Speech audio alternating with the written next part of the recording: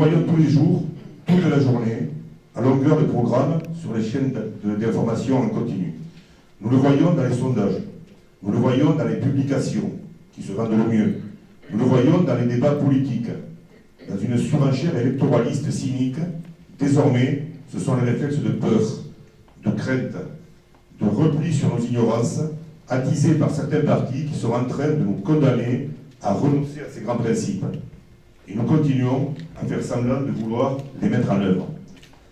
Si, comme je l'ai aperçu dans certains mails, certains voulaient faire de cette délibération un appel de l'Europe, indignons-nous aussi, indignons-nous d'abord des positions politiques de tous bords qui rabougrissent nos sentiments d'humanité, d'altruisme et de solidarité.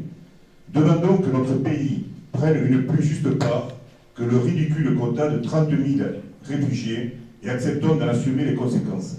30 000 réfugiés, c'est, en France, un migrant, un errant, pour plus de 2200 habitants. À Oloron, c'est un errant pour 462 habitants. Mesurez la différence. À Saint-Étienne-de-Baïgorry, c'est un migrant pour 34 habitants.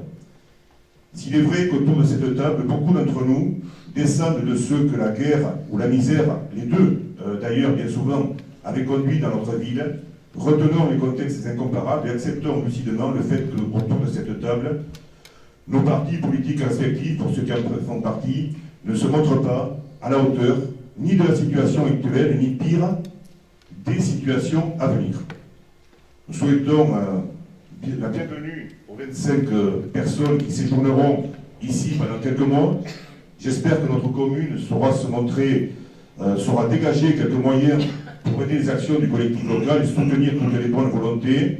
Et en tous les cas, sachons faire en sorte que, quel que soit leur avenir, ils gardent tous le meilleur souvenir possible de leur séjour en OBA.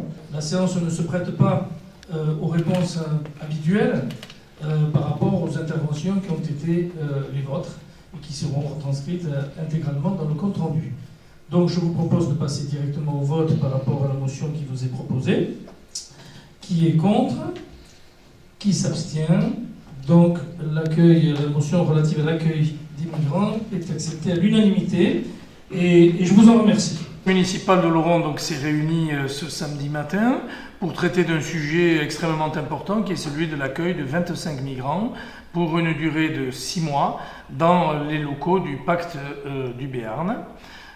Il s'agissait à la fois de définir le cadre dans lequel cette opération allait se dérouler, donc la durée, 6 mois, le nombre, 25, le choix de la ville de Oloron-Sainte-Marie de prendre plutôt des familles et de les mettre plutôt dans un habitat diffus, les dates d'arrivée aux alentours du mois de novembre et le fait que cela ne coûtait rien à la commune de Oloron-Sainte-Marie. Mais l'État souhaitait que la ville de Oloron-Sainte-Marie, par le biais de son maire, se prononce favorablement pour ce projet. Et moi, j'ai souhaité que ce soit plutôt le conseil municipal. Donc ce matin, nous avons eu une réunion très digne où nous avons rappelé l'histoire de Oloron-Sainte-Marie, le fait que c'est une terre de confluence où les peuples se sont mêlés depuis toujours et où nous avons considéré que 25 migrants pour 6 mois dans une population de 12 000 habitants ne posait pas un problème majeur. Après l'intervention de tous les groupes politiques, j'ai mis le rapport aux voix et j'ai eu le plaisir, la satisfaction même, de voir ce rapport adopté à l'unanimité, ce qui veut bien dire qu'Oloron décide de rester fidèle à son histoire et d'être toujours cette petite lumière qui, dans un monde tourmenté, montre qu'il existe toujours de l'humanité.